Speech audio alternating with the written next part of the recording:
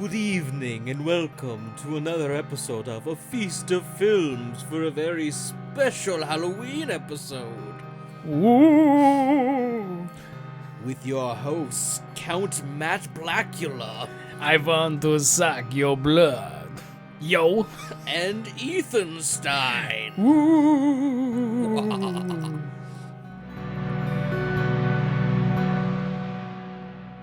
Hello, my fellow movie fans, and welcome to another episode of A Feast of Films, another spooky Halloween episode. Ooh. This time I have with me Mr. Jesse Prosser. Hello, my fellow movie fans. And I am your host once again, Ethan R. Hill. Jesse, what happened to you?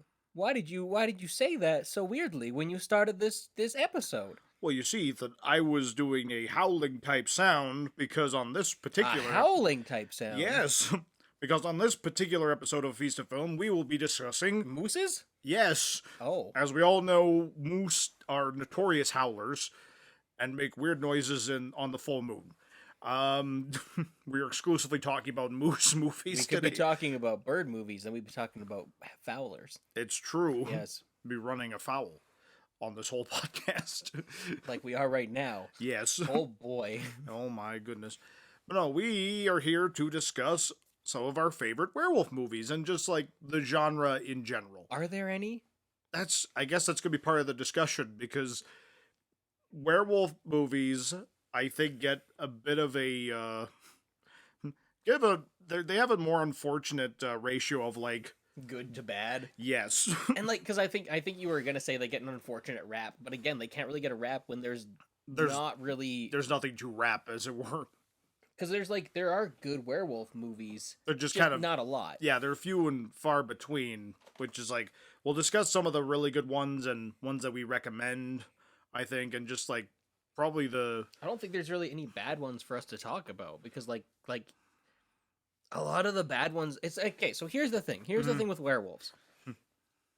I can't say that I've ever seen like a lot of really bad ones. Like the only one I can really think of is one of the Howling sequels. just one of And them, eh? I've only seen just one of them. Oh my god. Well, let me tell you.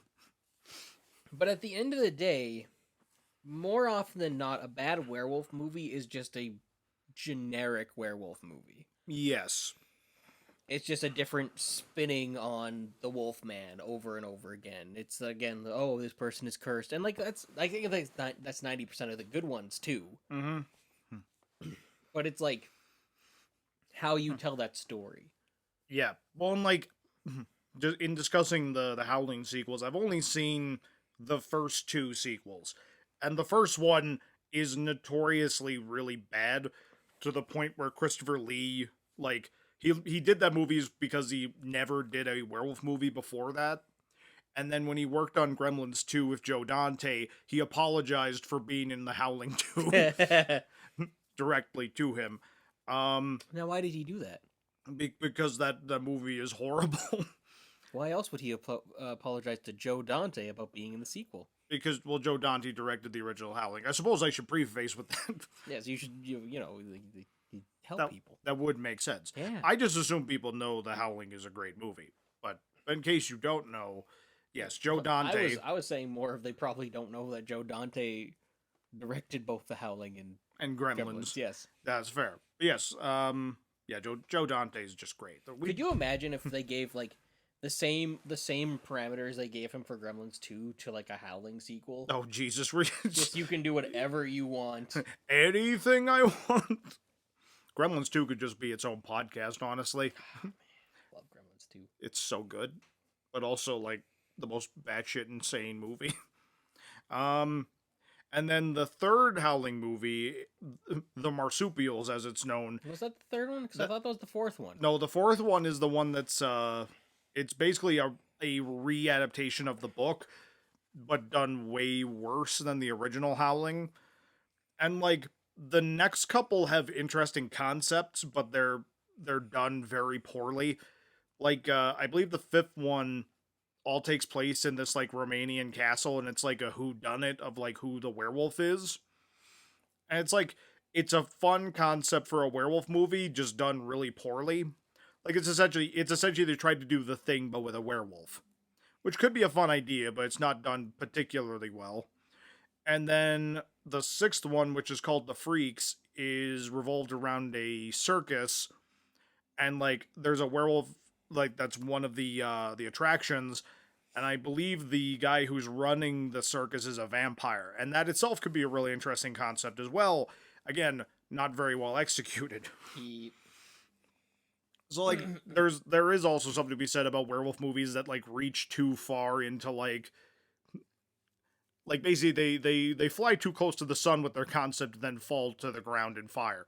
So Again, I've only ever seen the first one, and then they did that the Howling Reborn in oh yeah, that 2011, one. which was just.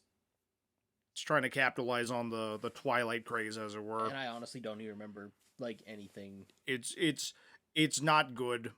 They tried to do the they tried to redo the ending of the original where they like broadcast to the world that werewolves exist, but it's done significantly worse than that original movie did it. So have you heard this? Apparently the director of It is gonna be directing the remake for Netflix. Oh, They announced that in January of 2020. I mean, it's not a bad option. Like, I wouldn't be. Well, if it's based off the, if it's based closer off the book. So essentially, he's not remaking the Howling. He's remaking Howling 4. Possibly. Which could be. Yeah, that would be interesting. Yeah, like, he's a good choice. I could see that working potentially. He's got a good eye for atmosphere, and I think both me and you can agree one of the most important things when dealing with werewolves is atmosphere. Oh, 100%. And like there's a specific vibe when it comes to werewolf films that you don't get in vampire films. You don't necessarily get in ghost films. Like each, and that's I think what me and you like about horror in general is every subgenre has their own atmosphere and their own vibe. Yeah. And there can be some crossover. Like fog plays a part in friggin' every horror series. Oh, 100%. But like, including the fog. Yeah. Wow. But arguably speaking, like a werewolf film just has that sense of, to me, it's a sense of anticipation. Mm-hmm. Like, and that sounds weird. Like if I was to say the difference between that and a vampire movie always seems to have like a atmosphere of seduction. Yes. Even when it's not like specifically like sexy seduction, just like the temptation, all that kind of stuff. Yeah. Seems to be rolled into that vibe for vampire movies. Mm-hmm. There's an appeal to vampirism. Yeah. Whereas with werewolves, it's like this weird, it's almost like there's a coldness to it. There's a loneliness to it. There's a hint of mystery. Like there's, it's such a weird atmosphere, but I absolutely love it.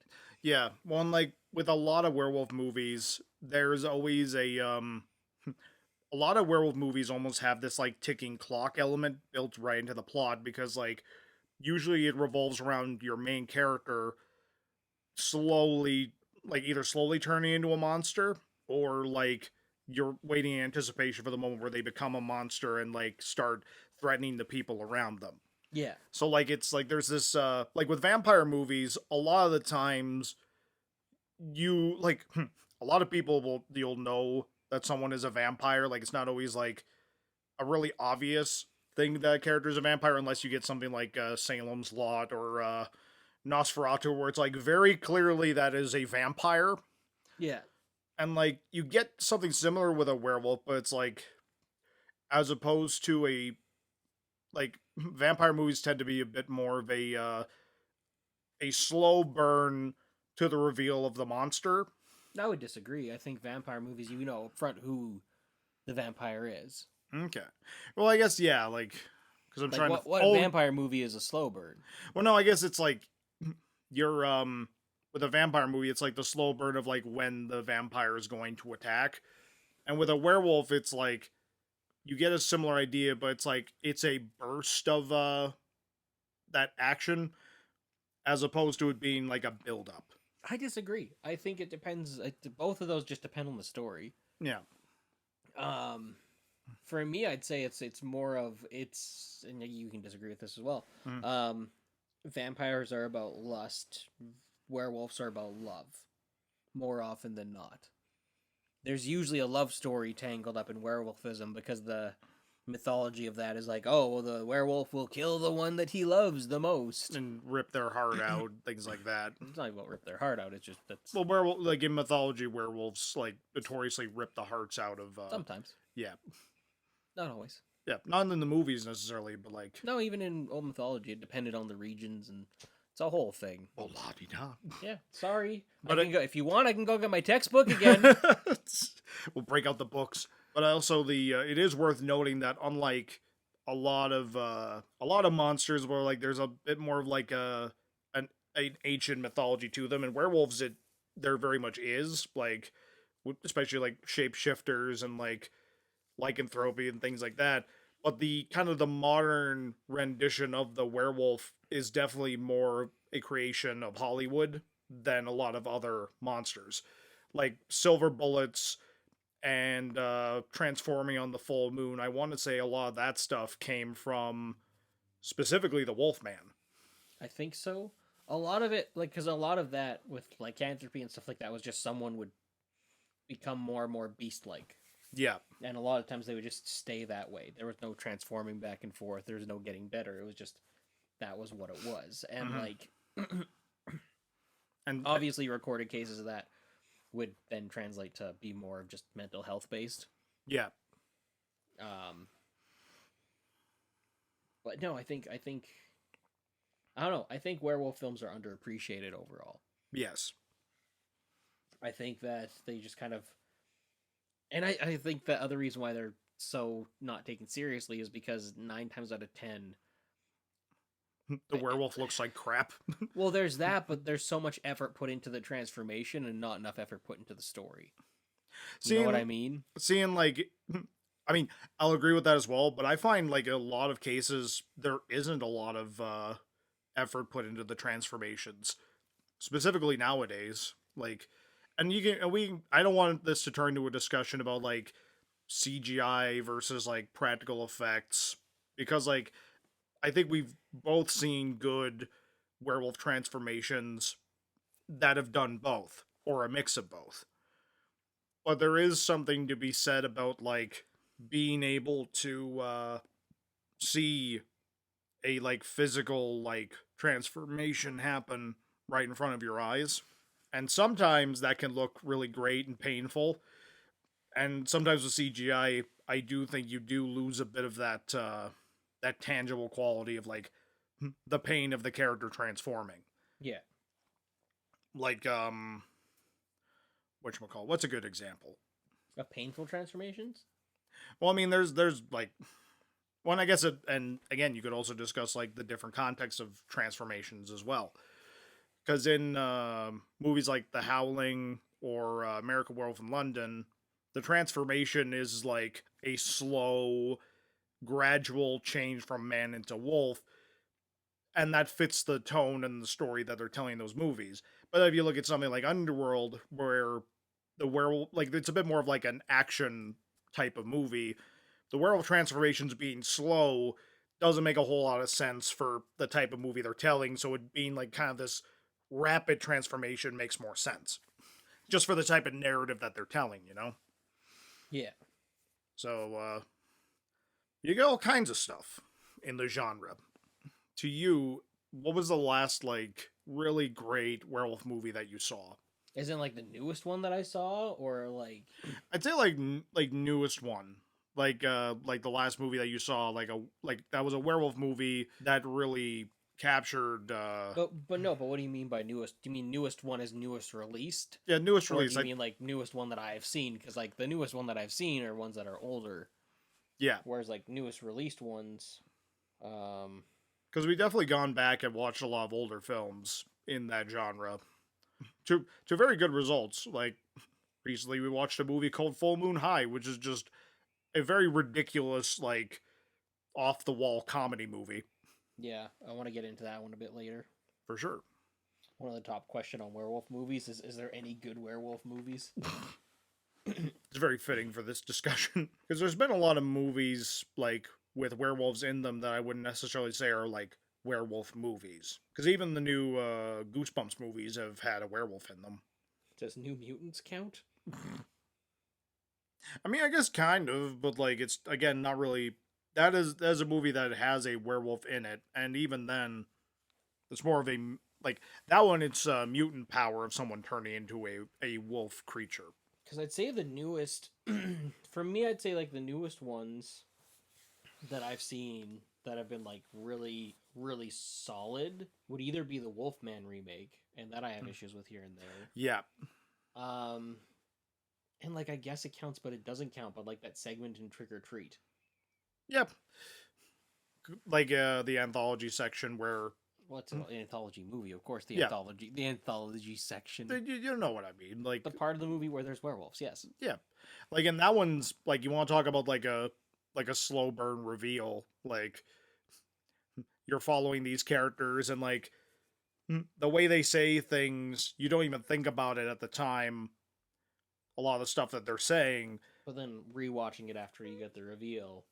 it turns into a completely different conversation, and that's part of the fun of that movie as well. Is like the slow reveal of what is actually happening, and has like and the look of the world is actually quite good. Like they put a lot of effort into like what was only going to be seen for like a small section of the movie. Well, and they are like the werewolves are only seen for like maybe a minute, if not less. Yeah, but they look good. But like I can't think of any other newer ones. Hmm. Because again, like the only other new one that I've seen is Wolf Cop, and like It's all right. it was fun. Yeah. But it wasn't like great. It's Canadian. It's from Saskatchewan actually. Yeah. So it's nifty that way, but it didn't like blow my mind. And again, it was a comedy, so like it's one of those things of like it's not meant to be a serious werewolf film. Well, again, like I think one of the takeaways we have of that film was the scene where the guy had his face ripped off and he kept popping up and like just screaming in high pitch, which that was pretty funny. Yeah, like again, illustrating the point, there hasn't been a whole lot of like really great werewolf media recently. Do you think that comes down to like a lack of believability, I guess, in werewolves, or like do you think Twilight helped kill our werewolves? And well, I think Twilight to a certain degree did, and I also think like how long the Underworld series has been going on also didn't help. Which is it's really funny that like how much werewolves are associated with Underworld, but vampires aren't. Yeah. Like when you think about Underworld, I never hear anyone talk about I love their vampires.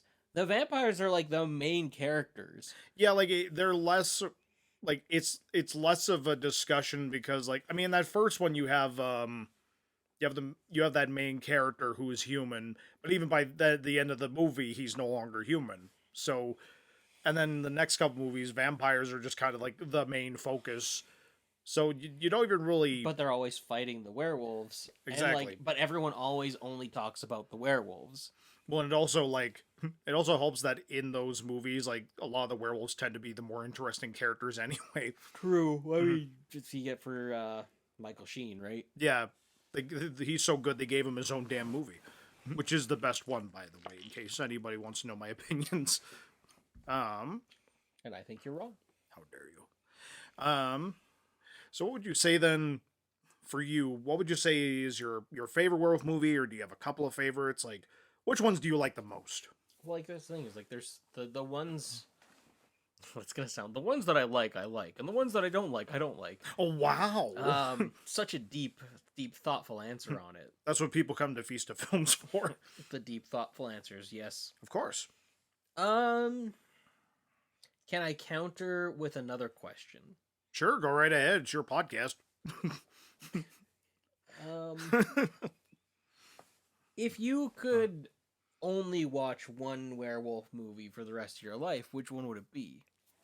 Oh, Christ. That's hard, because, like, a lot of the really good ones all do different things that I enjoy, right? Right? Like, it's like you don't really... When it comes to, like, the really good werewolf movies, they're all good for their own reasons. Because American Werewolf in London, that's my, like, knee-jerk reaction when like you ask me that question. But then also I think about like how good of a horror movie Ginger Snaps is. Yeah. And I think about how much fun Dog Soldiers is to watch. I think about how much I enjoy the story of the Howling. Like, it's really hard for me to like pick just one because they're all very different. They're all werewolf movies, but they're all very different. Um, No, that's more than fair. yeah. And now you know how it felt when you asked me what my favorite werewolf movie was. I mean, that's fair. Well, I guess do you have a, like, not just one, but do you have a couple favorites?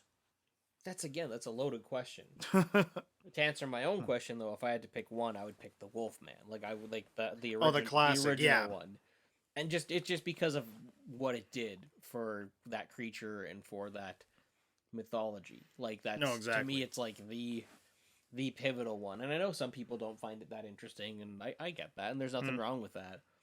I personally absolutely love it. I think it's phenomenal. Well, I think like that makeup and that story, I think is just as iconic as it is one of the big Universal monsters. You want to talk about like characters are actors that suffered for their work. It was the makeup for that and for Frankenstein. Yeah. Like, and it was because again it wasn't prosthetics. They had to build from the ground up every single. Oh yeah, like Lon Chaney Jr. had to like sit in that position while they like did a layer of makeup, recorded for a bit, did the next layer of makeup, recorded for a bit, and like just had to stay that way. And it's like the Specifically discipline for the transformation scene. Yes. Yeah, I'm talking in general, like getting in first thing in the morning and getting all that applied. Mm-hmm. Even for Boris Karloff, like building that Frankenstein head was new cotton balls all the time. Like, oh Jesus! I look at my Frankenstein mask and I'm like, that would have been a lot easier to just like whoop, but they didn't have that. They didn't no, have exactly. the- They had to build it every single time, and the mere fact that like back then it would be so consistent between scene to Jack scene. Pierce, the man who got fired for taking Jack Pierce got fired from doing makeup effects from Universal Studios because he took too long to make them because of how detailed and good he made them. They fired him. They're just they fired him they're for like, doing hey, an amazing yeah, job. they're like, you do great. We love your work. Get out. Listen, I think your work ethic's great. The results you have are awesome, but you're fired. Yeah, like no, it's so good. I mean, you got the last laugh at the end of the day. Why? His designs are still like the iconic versions of those day. monsters. Like, and there have been multiple renditions of those monsters, and still those original designs 100% are the ones that people think of. So, well, and that's why for me, again, I gotta go with that. Like, the remake was good, but like just that original one. If I had to pick one, if that's my favorite one, it would be definitely the Wolfman. But yeah, and even the ones you're mentioning, they're still up there. They're way up there. oh, 100%. Full Moon High is definitely a newer discovery that's up there, but that's because it's a comedy. Yeah. And like the way that comedy was handled is just so bizarre and so weird. Yeah. Like it's totally it is a comedy film first and a werewolf film second. Yeah, like the werewolf is a weird like framing device for ridiculous gags to happen. Well, the hilarious thing about it is it came out before any of the major werewolf films came out. Yeah. Like and it's one that's like never discussed. Yeah, and it's cheesy and campy and silly, but like it still works. It still really, really works. It's very inappropriate at times and 100%. Like definitely is a product of its time as well. Yes. And you're right though, like Ginger Snaps is also really like Ginger Snaps, I still haven't seen the third one. But Yeah. speaking for the first two is a really consistent werewolf series. Yeah. And I think it's actually the only one that remains consistent. I would agree with that. Like, I mean, the third one, it's weird because like it's like it takes place like well in the past and like they're supposed to be the ancestors of those characters, but the way it ends, it makes no sense that they would be the ancestors of those characters. Yeah. But like as a like period piece, werewolf movie, and especially like as somebody who grew up like in like the Edmonton Athabasca area, like seeing that kind of environment shown on film, and like they shot in Fort Edmonton Park, like which is a place I had seen before. Seeing the werewolf movie that takes place in that type of environment was really cool. It's a very unique type of werewolf movie in that regard. I don't think it's as good as the other two necessarily, especially the first one, but it's still worth watching for me because of how unique of a werewolf movie it is. And even just like talk about uniqueness, the type of werewolves in that movie, I think is more like, because there aren't a whole lot of movies like with werewolves where usually it's like they turn to a werewolf and then they turn back, and like that's kind of just what happens in the movie. Yeah. But with Ginger Snaps, it almost takes a cue from like David Cronenberg's The Fly, where there's this gradual, slow transformation, and it doesn't have anything to do with the full moon, but it's like you're slowly changing from the inside out into a monster, and there's nothing you can do about it. Well, yeah, because like the only cure for it, I think, at the end of the day, is death. Yeah, like it's like a terminal disease, and they never really say whether it's like supernatural in nature or biological. Like it leans more towards being just this disease that slowly turns you into a wolf creature, which I think is a really cool take on it. And especially with the themes of that original film, it has that it works perfectly with the theme of the like maturing and like your Puberty. body changing, Yeah. puberty, that kind of thing. Like, so like again, talking about how werewolves can be adjusted depending on the story that you're trying to tell, that's a brilliant example of that. Just like with the werewolves in the Howling, the interesting thing about that movie and the themes of it is like it's basically like we're spoiling a lot of these movies, by the way. Like if you're if you're interested in a lot of these ones, like they're older, so like you might choose to seek them out anyway. Yeah. But like with the Howling, a lot of the characters like that you meet in like when Karen first goes to the colony, you don't even know that they are werewolves, Yeah. because they're just like these weird quirky characters that you're meeting, and like you know that there is a werewolf or a monster in the movie, and like one of them might be it, but you don't realize the extent of how many of them are werewolves until like the third act, and that I think is really cool. Well, in the Howling, the Howling's always a weird one for me Mm-hmm. because I never remember it, Yeah. and it's not that it's forgettable. It's that I don't know what it is, but I watch it and I'm like, oh man, that was so good. I really like that. Mhm. And then I don't watch it for like a year, and I'm like, what happens in the Howling again? I have flashes of it, but like, what is it? Like, That's- what's the plot? If someone asks me to just like tell what the Howling's about, it's like a reporter being stalked by a werewolf. I think. I mean, that is that is part of what happens in the movie. But That's there's like, so much else that happens in that 100%. movie. And like the interesting thing about the Howling, when they were marketing it, they didn't advertise really that it was a werewolf film. Like obviously, if you knew the novel The Howling, then you'd probably have an idea of what the movie is about. But when they advertised it, they made it look more like a slasher film. So a lot of people going into it actually had no idea they were about to watch a werewolf film, and were gratefully surprised by it. And and that's the thing, you can't really get away with doing that a lot nowadays, unless your film is like very particularly advertised. Now, I know of on a previous podcast I was on, I did talk about Dog Soldiers because I'm pretty sure it was because we got to the year the Dog Soldiers came out. Yeah.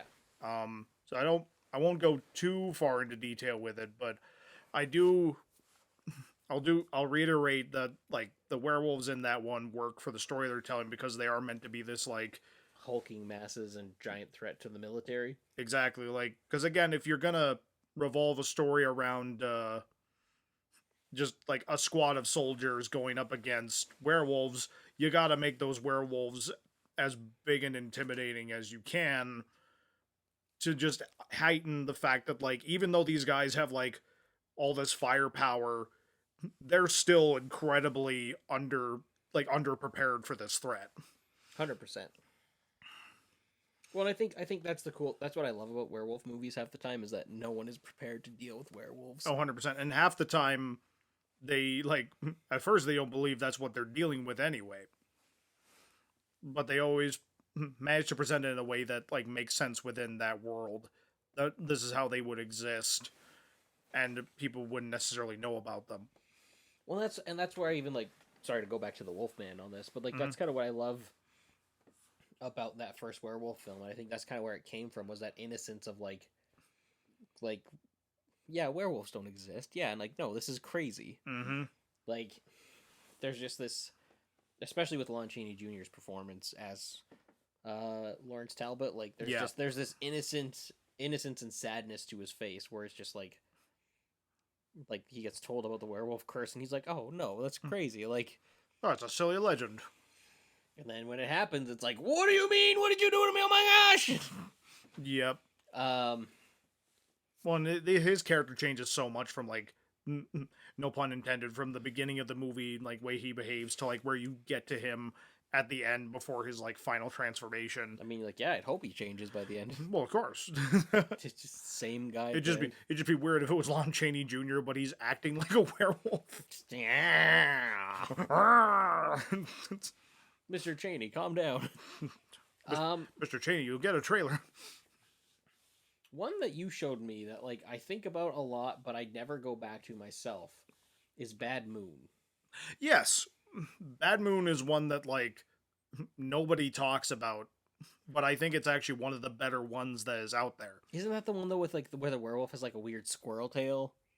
Yeah, that's, like, the one thing about the design I'm not crazy about, because, like, it's just kind of, like, it's not an articulate tail. It's just, like, it's hanging behind him the whole time. It's like, if it had a bit of movement to it, it'd be fine, but, like, if you're not gonna do, like, if you're not gonna have the tail behave kind of like a dog's tail, like, it just don't do the tail. It looks ridiculous. Yeah. But other than that, I think it's a really solid design that they did. And that movie has a hell of an opening. Like, I'm trying to remember it. Like, that's the thing, is, like, I've seen it twice, and I still don't remember this movie, but, like, it was fun. It was good. I really love how they handled the dog in the movie as well. Oh yeah, like where the German Shepherd is like one of the main characters of the film and knows what's going on before the people do. Like, that's brilliant, and, like, the dog is great in the movie. And I enjoy how, like, at a certain point it literally becomes a it becomes a literal pissing contest between the German Shepherd and the werewolf in the film. It's also a weird family movie too, which is bizarre. Yeah, like, it's almost, I think you might agree with me on this, it almost feels like an Amblin film that Amblin didn't make. Yeah. Because you've got, like, the single mom and her kid, and, like, his best friend's the dog. And that movie, like, if you were a dog lover, that movie will tug at your heartstrings on multiple occasions. It's so good. Yeah.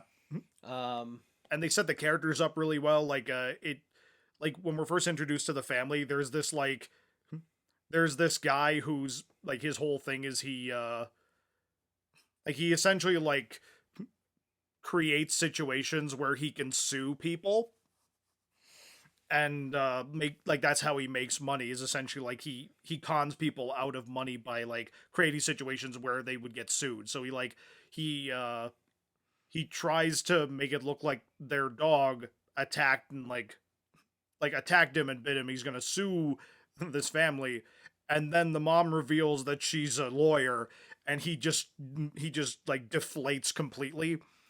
But then he takes it too far, because he comes back with a meat cleaver, and he's going to murder the German Shepherd, only to get torn apart by a werewolf. It's amazing. Yeah, it's delightful. And yeah, so, like, that's a movie that, like, no one really talks about. And another funny thing I enjoy about that movie, like, when they released on Blu-ray, there was a director's cut to the film, but the only difference in the director's cut to the regular film is that they cut out some of the CGI used for the transformation sequence, because the director himself hated the CGI that was used in it.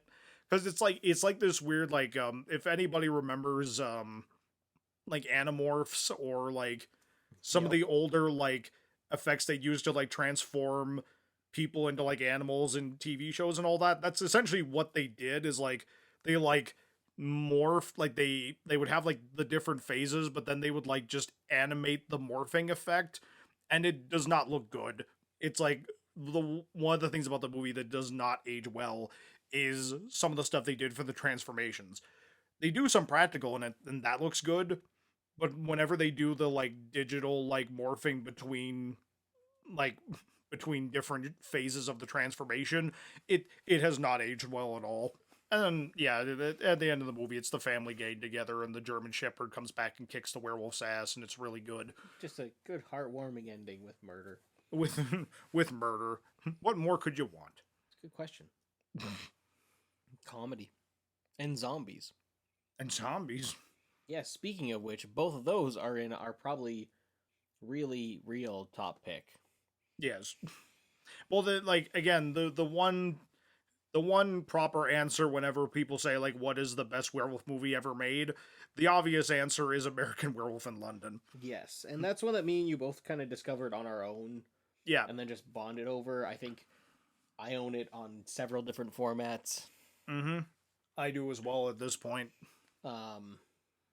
It's really got kind of the heart and soul of what a werewolf movie is. Yeah. And it's a bit funny and a bit silly at times. Well, that movie, like, But it gets so ridiculous at times. Like again, like the nightmare sequence. the nightmare sequence just goes balls to the wall. Yes. Like it's just this nice family scene of like them watching TV and hanging out, And then suddenly Nazi werewolves kick in the door and start murder everybody. shooting and stabbing people, and it's just like, what the hell? What did we walk into? And then it turns out to be it's a nightmare from the main character. Yeah, it's just like and there isn't really a like, aside from like kind of the werewolf stuff, there is no connection between like, oh no, but then yeah, he wakes up and you think, oh, it's reality again, and then the nurse walks over to the window, opens it up, and one of the Nazi werewolves is there. He gets stabbed again, and then he wakes up finally, and god damn it. But again, there's no reason for those that be part of the movie.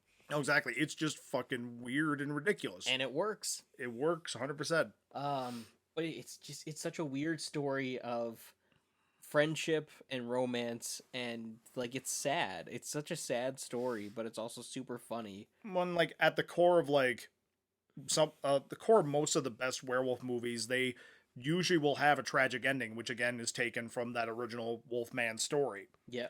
Like The Howling has a tragic ending. Ginger Snaps has a very tragic ending. Like a lot of the best ones will usually have that very bittersweet end where it's like the monster is vanquished, but also this character that we have grown to like is now dead as well. Because most of the time they are the monster. Exactly. Like, but in this one, it's really interesting too because they have this. The way they pose the curse is whoever is cursed by the werewolf is then haunted by those who they kill as a werewolf. yes. And it culminates in this great scene where essentially a bunch of ghosts are sitting in a theater with the main character, trying to convince him to kill himself. And not just any theater, like a triple X porno theater. And they're just sitting here. They're just sitting there. They're just trying to be like, well, why don't you kill yourself so we can all be free? And he's like, eventually he's like, well, yeah, I guess I should, but how should I do it? And they suggest like different ways to do it. And like, well, do this. And it's like, no, that would hurt too much. Well, I don't care. He killed me. And then like the one who's kind of running it all is like, hey, he's my friend. You gotta get off him. Like, hey, like cut the guy some slack. Like it's so funny and so dark. And then the porno. Yes. Hey, I told you never to do this kind of thing again. What? I've never met you before in my life. You haven't? No, Sorry. I've never seen you before. Oh, sorry. It's like leaves.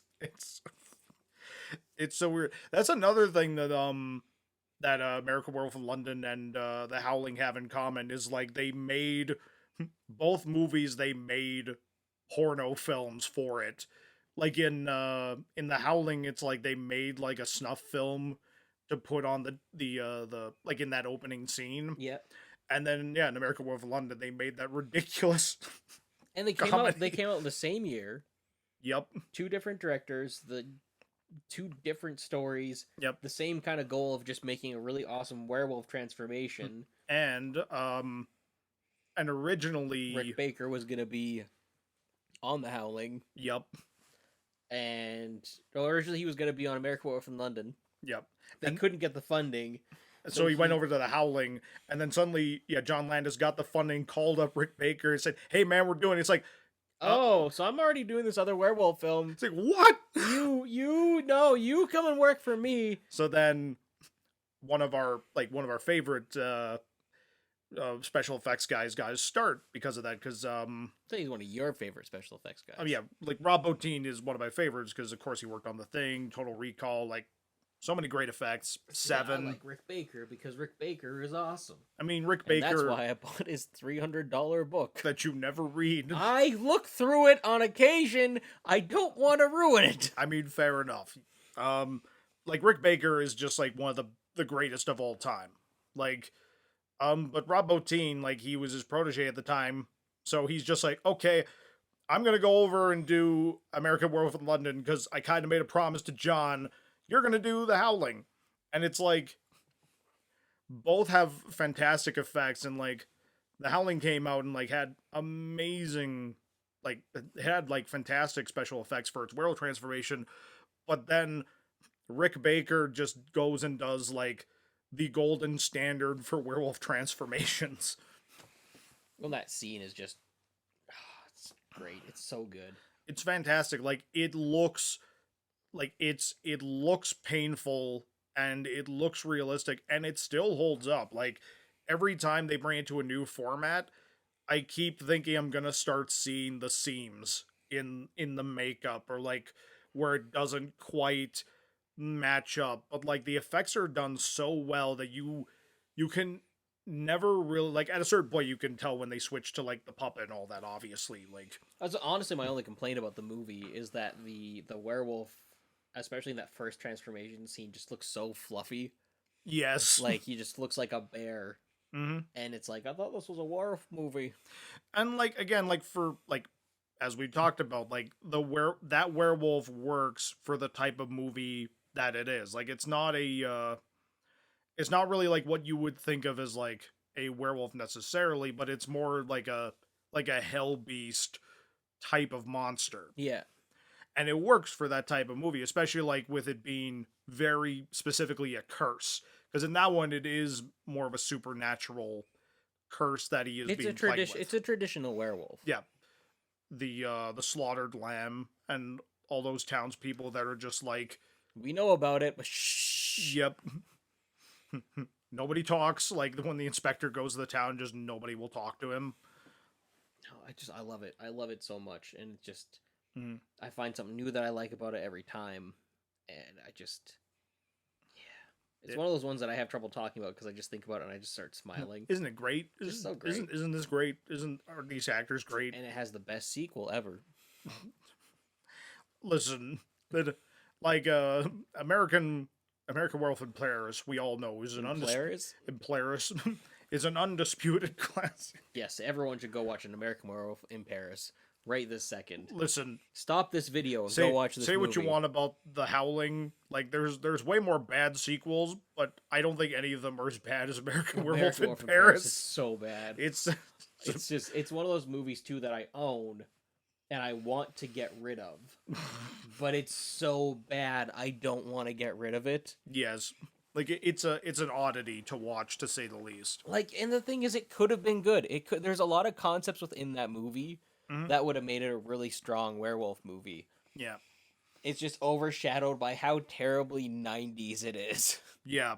Well, then, like, the werewolves... Because the werewolves are all CG in that one, if I remember correctly. That's what I mean by terribly 90s. Yeah, the tone is just when you go from, like, American Werewolf in London, which is just, like, has some of the... Like, literally won an Oscar for just, like, how good the werewolf effects were. Created the Oscar for special effects. Yeah, like, they had to make an Oscar...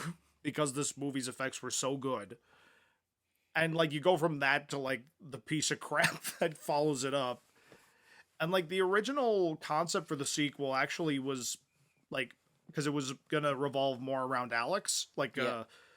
and like basically trying to like figure out exactly like how this happened and like where the werewolf came from originally and things like that. Like, and like David was going to show up as a ghost in it. And like I think you could have done something really cool if you followed it up sooner. But also the great thing about American Werewolf in London is it's a good one and done. 100%. It did not need a sequel at all. Um, in fact, a lot of the really good werewolf movies didn't necessarily need sequels. Like, Oh, I agree. and then of course, for the Stephen King fans in the audience, we of course got to talk a Oh, bit about right. Silver Bullet. I forgot about Silver Bullet. I could never forget about Silver Bullet. It's and also like to be clear, we know there's a few werewolf movies that we are missing. Like I know there's a couple. There's Cursed we want to watch and Yeah. Wolf. Well, because I've seen Cursed, but it was a long time ago that I watched it, and like, And Wolf is a Jack Nicholson, Michelle Pfeiffer werewolf movie. yeah, so like we got to see that. I love Michelle Pfeiffer. She's amazing. How can you not? I know. She's the best. And Jack Nicholson's fun too. He's there. Jack Nicholson showed up. Oh, Jack, you gotta do your little thing where you crazy and stuff. I'm playing a werewolf. He just didn't shave for 2 weeks. He just showed up on set. They're like, ah, good enough. You're already scary, Jack. Are you scared of me? I'm just gonna eat your face. Jack, that's not the line. There are lines. I didn't read the script. Let's be honest here. We all know why I'm here. And to eat faces. Yes. Like, He never eats faces in the script, Jack.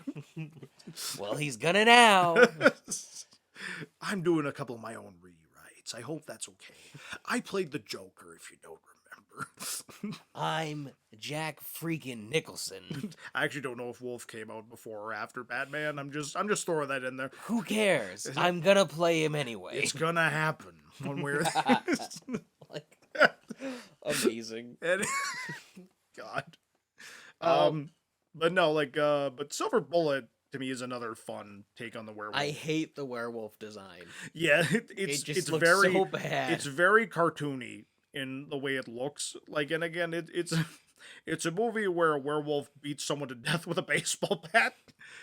And the yeah, man, werewolves need weapons. Yeah. oh, of course, Gary Busey. Gary Busey as everyone's favorite crazy uncle. He built him a rocket wheelchair, which is the titular Silver Bullet. And just like it's a fun movie, and it does have some like legitimately like pretty scary parts. But yeah, like it's just like it's another one of those weird ones that when you talk about like the good werewolf movies, that's usually one of the ones that gets brought up. Yeah, I guess so. Yeah.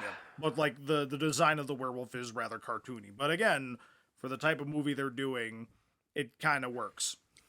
So speaking of werewolves using baseball bats and mythological creatures using weapons that don't make any sense, I think we could segue over to talk about like movies that feature werewolves but aren't about werewolves necessarily. I know exactly which movie you're Such talking as about. Monster Squad. Monster Squad. And like so with Monster Squad, I don't have much to say about it because it's one I want to revisit since the first time I watched it, I was kind of very meh on it. Yeah. But like the biggest takeaway from that isn't even like the werewolf of it; it's the fact that Dracula uses dynamite. Yeah, it's wonderful. Isn't it fun that Dracula Yes, uses Dracula, with his mystical powers of hypnotism and charm and blood sucking and flying and transformation and dynamite throwing. Listen, sometimes Dracula's been around the block a couple times. Sometimes it's just way more simple if you just throw dynamite at somebody. Makes me so mad. He hasn't got time, man. He's orchestrating so much to make this happen. But that's The werewolf design in that movie is really good. oh yeah, and it's also like it has a fun answer to the question, like, what if you blew up a werewolf? Like, could you kill them by blowing them up? And then, like, they blow. In fact, I'm pretty sure they use dynamite to blow up the werewolf. And it blows up into a million pieces, and it just kind of starts reforming itself, almost like Wolverine. Yeah. And that's kind of cool. And that one's got like a bunch of different monsters in it. Of course, it's kind of like it's an unofficial like love universal letter to Universal monster movies. Yeah, it's like if the Goonies fought the Universal monsters. Yep, it's one I should revisit. Oh yeah, like it gets tonally confused sometimes, but like it's an 80s like kids An adventure 80s film where Dracula throws dynamite at people. And calls a little girl a bitch. He does? Give me that book, you bitch. It's like, whoa, Apparently, Dracula. I don't remember Monster Squad. It's a fun movie, man. Like it's ridiculous in the best way possible. I'm trying to think what there's a few other movies that have werewolves in them that. Well, of course, like I think it's fair we could talk about Van Helsing. Well, in Van Helsing's werewolves are interesting because they shed their skin both ways. Yeah, it was a very specific choice, I think, by the director, not by the makeup. I don't know. well, because Someone on production decided that in order for instead of the whole they just grow hair and change their features, they literally have a werewolf that bursts out of their skin, so their skin just falls off. Yeah, like they literally just it tears out of them, which they've done that. There's a few movies that do that version of it, which technically is closer to the actual folklore in some cases. Like I know we talk about Trick or Treat, which earlier, that's the transformation in that one is they rip their skin off, and they have fun with that where it's the one girl, it's she's taking ripping a boot off and it's her friggin' leg skin. They have a lot of fun with it. And with Van Helsing, it's a lot cleaner and quicker because it's an action movie at the end of the day. Exactly. So just burst out and suddenly werewolf. Also, those werewolves are jacked. You want to talk about muscular werewolves? Underworld, they look like the ones in Van Helsing look like Arnold Schwarzenegger. They're Arnold Schwarzeneggers of werewolves. They're just huge and jacked. And one of them is a huge jacked man. Yes. Well, as opposed to again the Underworld ones where they're a little more sleek. Yeah, they're like a muscular they're like a thin muscular, more or less. And then there's the Harry Potter Prisoner of Azkaban werewolf, which is again gangly folklore looking guy. Yeah, which it's creepy in its own way, but definitely looks like you could just pick it up and break it over your knee. That's what the Van Helsing werewolves would do to the Harry Potter werewolves. Yeah. And that one the werewolf is again because it's a big. That one is another love letter to the Universal monsters. And people could argue the quality of the film, till we're blue in the face, because I know a lot of people don't necessarily like that movie because it's corny and weird. But to me, that's part of the charm of it. They're clearly not taking it too seriously. Which one? We talked about 3 movies. Sorry, there. Yeah, I'm talking about Van Helsing. They're taking it about as seriously as they need to. And again, when you look at that movie and you realize it's from the director of The Mummy, it makes sense. Perfect sense. And the werewolves are literally the key in that movie to defeating Dracula. They make it part of the plot point. And I think because that might partially have been because it is a post-Underworld movie, and that whole vampires versus werewolves thing has been a well-established part of a lot of lore. A lot of movies, at least. Yeah, a lot of movies have done the vampires and werewolves on opposing side thing. So, whoever wins, we lose. Oh my god! Is that the tagline from Freddy vs. Jason? No, that's Alien vs. Predator. Is it? Yep. I feel like that's most of those versus movies. Mm-hmm. I mean, they certainly didn't lose at the box office. All the way to the bank. Just with the critics. Who cares about critics? I feel like there's a fun follow-up, a segue for that, a movie with werewolves that wasn't critically received well. I can't think of any more. There's got to be. We talked about Underworld. Yeah. And Van Helsing, Monster Squad. Oh, One of my favorite interpretations of the Wolfman story is Alvin and the Chipmunks meets the Wolfman. Oh yeah, cartoon It's werewolves. so good. It's so great because it's literally like it's all about Theodore being scared, getting bitten by a werewolf, and then like he becomes more and more like of a threat and becomes more and more cool.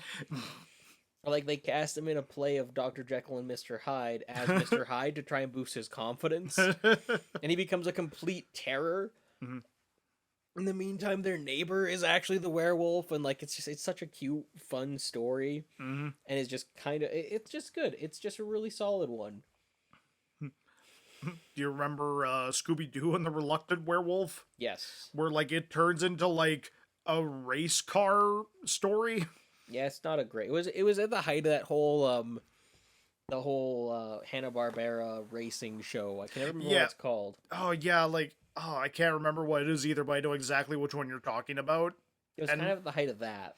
But it was like the horror movie version of that. So they turned Shaggy into a werewolf for the sole purpose of doing a race car thing. And there's like a vampire and a Frankenstein type character. Like I can't remember a whole lot about that story, but like it wasn't particularly good. But of course, big fan of Scooby-Doo, so of course I'm gonna watch it. You and America. Yeah. Also, again, you talking about the Alvin the Chipmunks one and like what happens with Theodore reminded me of another werewolf movie that's quite good, Teen Wolf. Oh right, How Teen Wolf. We would be remiss if we didn't talk about Teen Wolf in this conversation a little bit because we both have an appreciation for Michael J. Fox. The most unbelievable thing about that movie is that Michael J. Fox was like a star basketball player before. Because I want to say he was a basketball player, but I haven't watched it as much as I should have. Yeah.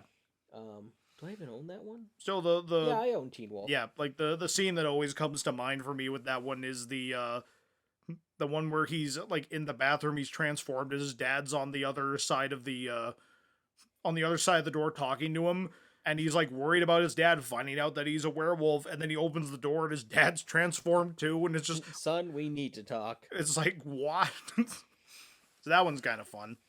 Although, like, and it's also one where I've always debated if I should watch the TV show. Right. Because I know the TV show is like very, very, very different. Yeah. Well, and like another thing, like Teen Wolf is almost a weird like opposite side of Ginger Snaps in a lot of ways. Cause like when boys think about like puberty and growing up and all that, it's like, oh, it's gonna be a party. I'm gonna buy a keg. I'm gonna be good at sports, all these things. And then when women reach maturity, it's like seen as this like terrifying thing that happens. So it's like a weird like opposite spectrum thing with those movies. Well, I think that's also specifically that's a very male perspective on it though. Yeah. It's the way men view it as like it's a terrifying thing. Mm-hmm. But like for guys, it's like again, it's if you think about, well, I guess I don't know about your perspective in high school, but like in high school as a guy, by a certain point, it was 100% like, yeah, you know, we're getting our beards and we're growing this stuff, and like, and guys talked about that openly with each Like other, whereas hormones and things. And then anytime girl mentions periods, everyone's like, Oh, we gross. can't talk about that. Okay, so he was an average. Some schmuck. Oh, okay. So he's living his only claim to popularity. He's playing. Oh, so he did play basketball. Yeah. But it's on an unsuccessful basketball team. But at the same time, when you have the shortest guy in school playing basketball, Well, of course. And suddenly jump around. Well, and again, like, because people don't necessarily question too much the fact that suddenly he's a werewolf. no, they just love it. They're just like, oh yeah, now he's awesome. There's that whole scene where he's surfing around on top of the van, right? Yes. As it's gonna be a party. Everything's great. Another dude's like, oh, why can't I grow a bunch of hair? That's literally male puberty. Yeah. Again, it's I hadn't thought about that till now. Like the weird dichotomy between Teen Wolf and Ginger Snaps. It's true, but again, it's from a very male centric worldview. I think, in my opinion, I could be wrong. Feel free to disagree with me, anybody. I won't fight you. Yeah. Yeah. Or will I? I think we've tapped out werewolves. I think It's entirely possible. Like, I'm trying to think if there's any other really good examples. Fudge. Because, like, we talked a little bit about the Wolfman remake. I don't know if we want to touch on it too much further. Yeah, there's not much more to say. Yeah.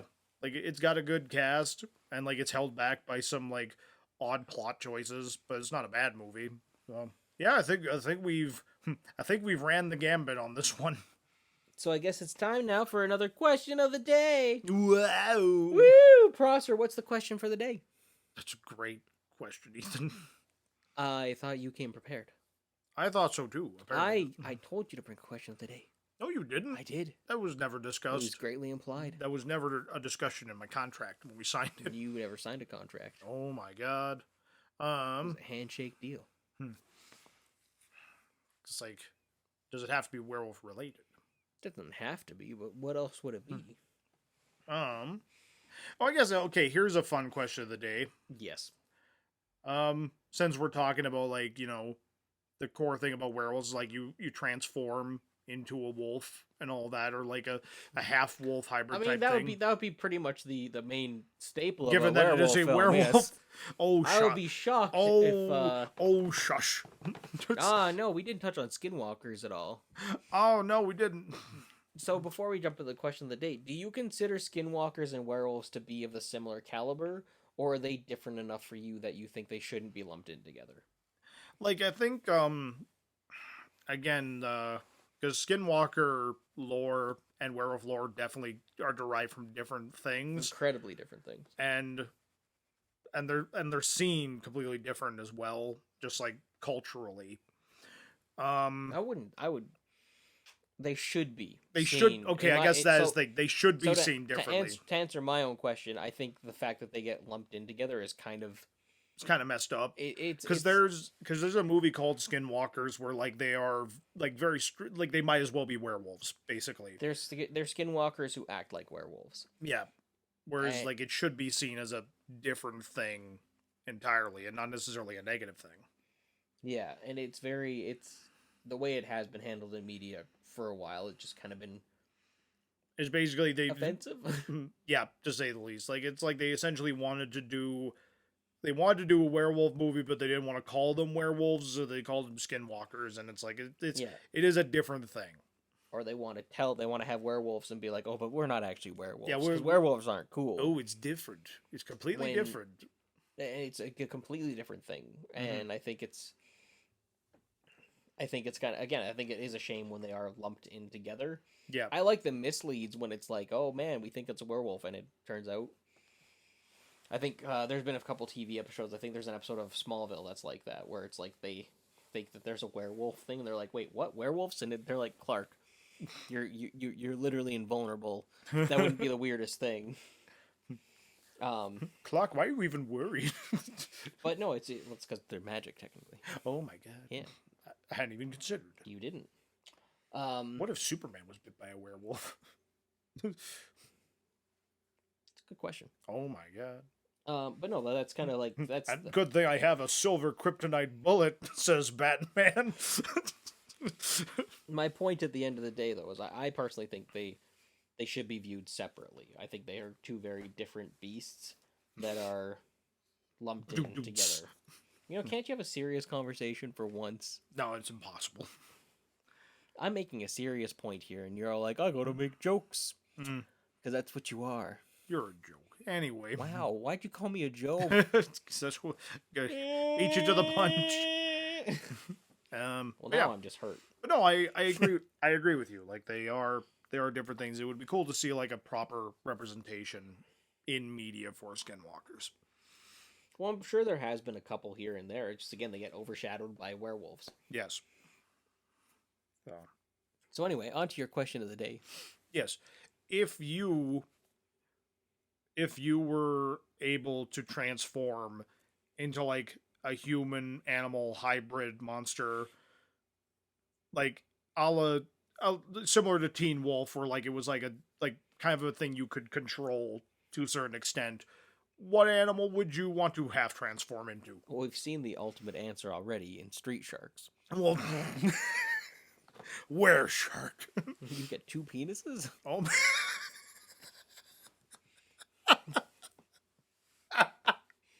Oh, that'd be when I think about the transformation of a body, how that'd be so weird. Like would you sprout the second penis, or would your penis just split into two penises? Like these are the questions you just raised. All because I referenced Street Sharks. I regret my decision greatly. I'm talking about biology here, and you just made it weird. You're the one who brought up two penises to sharks. It's a biological fact.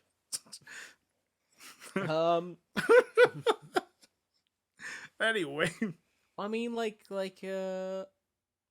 are the benefits though? Like, you have to look at it that way. Like if I'm gonna pick something to be like stuck transforming, am I stuck in this form, or do I transform back and forth? well, it's like like I said, Teen Wolf. It's like you transform back and forth between like this form. Like you're still kind of conscious of who you are in that form. Is it painful? I think initially yes, but you would get used to it. See, for me, I'd have to look at the most benefiting. Like the most benefiting thing. Like what would be the most beneficial transformation? Mm-hmm. My lack of swimming, I'd say a fish person, because I could swim. Yes. But I'm not around that water that much. No, the irony would be you'd transform into a fish person, but you're still terrible at swimming, but you just wouldn't drown. That's the main thing I'm concerned about. That you would fall, you'd go into the swimming pool, you'd fall to the bottom, and you just kind of sit there frustrated because you can't get back up. Exactly. What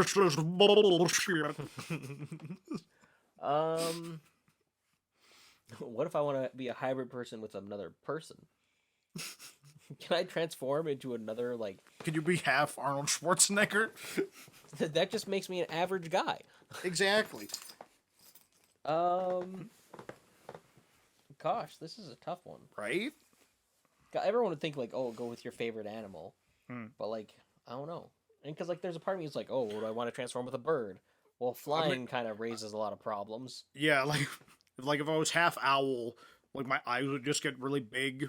Bigger. I could do a cool party trick where I turn my head around. I can do that for you right now. I just make a lot of owl puns. It's like, guess who's coming to dinner? I would murder you really fast.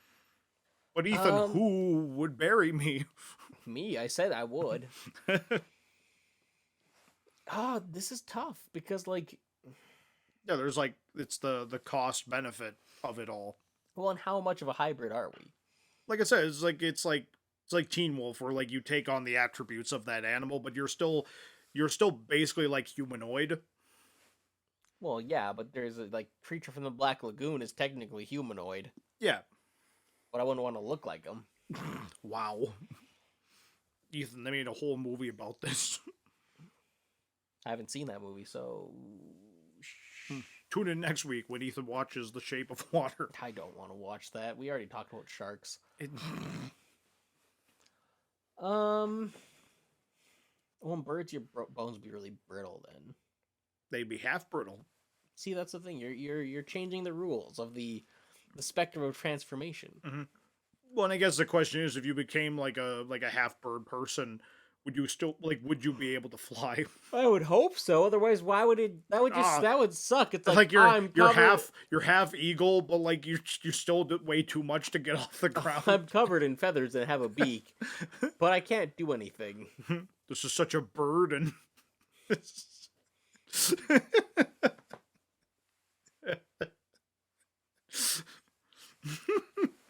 You're gonna kill our viewership. I don't know. Like, I always think cats would be interesting. Cats would be kind of cool. A half cat person. Yeah, I mean, and that's been done before. Like, that's the cat people. Yeah, you'd be a lot more agile. Exactly. I'd land on my feet all the time. Get to eat tuna. You eat tuna now. I know, but no one would judge me. Not much would change.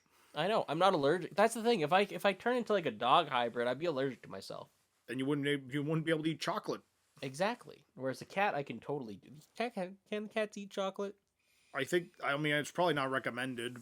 Like, they probably would. He's not recommended for humans either. Yes. What about you? What would you do? Crocodile? Whenever something goes wrong in my life, well, this is a crock. It's not about the puns. Yeah, but that's half the fun. No, the puns are a coping mechanism. The puns are a coping mechanism. 100% it. Listen, I've seen enough of Killer Croc and Batman where being half crocodile doesn't seem like it would be fun. Plus, I've seen alligator people. Yeah, that wasn't fun at all. No. Would you? Oh man, I know a group of people who have a lot of blah, blah, blah, blah. I'm gonna try that again. I know a group of human animal hybrids that have a great time. Oh no.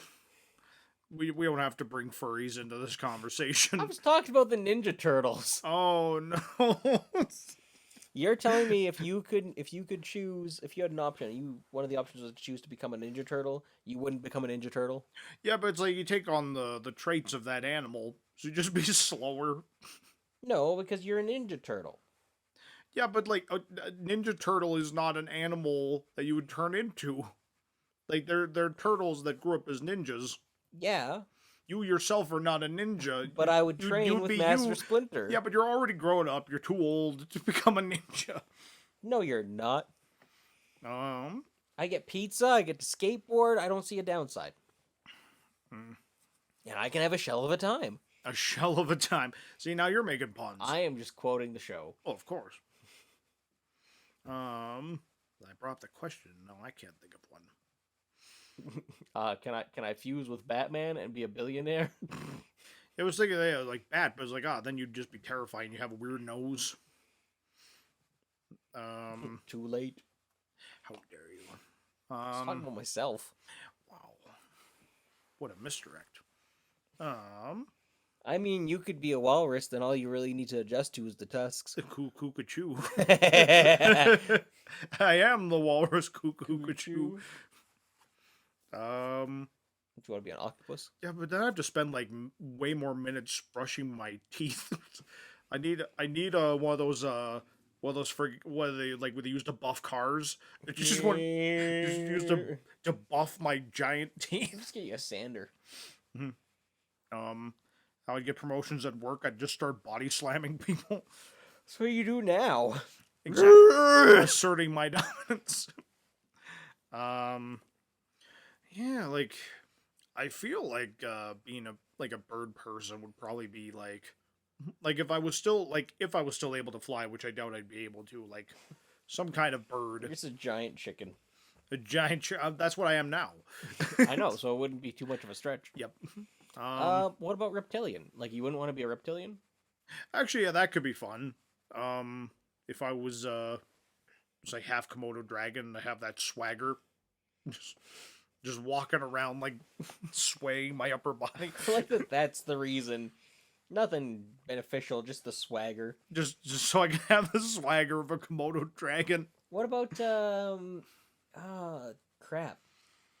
Amphibians. Like, growing up, I always used to think like frogs would be kind of a cool hybrid. I mean, you'd have that tongue, but Ethan, you know what happens to a toad when it's struck by lightning? I said a frog. Well, there's a difference. Well, as long as you're not a toad, then you'll exactly. be fine. Then I'd be definitely fine. But Ethan, it's the same thing that happens to everyone else, so you're still in trouble. No, what about fusing with a rock? Rocks aren't animals. You can have pet rocks. Yeah, but they're not animals. This is semantics. There's a chia pet. Is a chia pet an animal? I would totally fuse with a chia pet. I'd fuse with a chia pet if only to grow a full head of hair. Oh no. And then when I transform it, just say chia. Chia! Chia man. What about like with an amazing ability to grow vegetable hair. That's what I was saying. What about an octopus? Fit into tight spaces. Yeah. You'd be smart. Wow. Octopuses are smart. It's true. But I need yeah, but then you just have this big thing hanging off the back of my head. It's a goiter. It's a goiter, a reverse goiter. I think goiters can go any which way. I mean, fair enough. Man, Man, this I thought this question would be easy to answer. We've drove down the highway You would on pick it. a bear. Yes, being half grizzly bear would be fun. You kind of walk like one. Yes, Just hands in front. Just just don't wave, pay attention to me. just sit down and wave at people. I think I'd stick with cat. Yeah, I'd actually be able to climb trees. I like that we both picked mammals.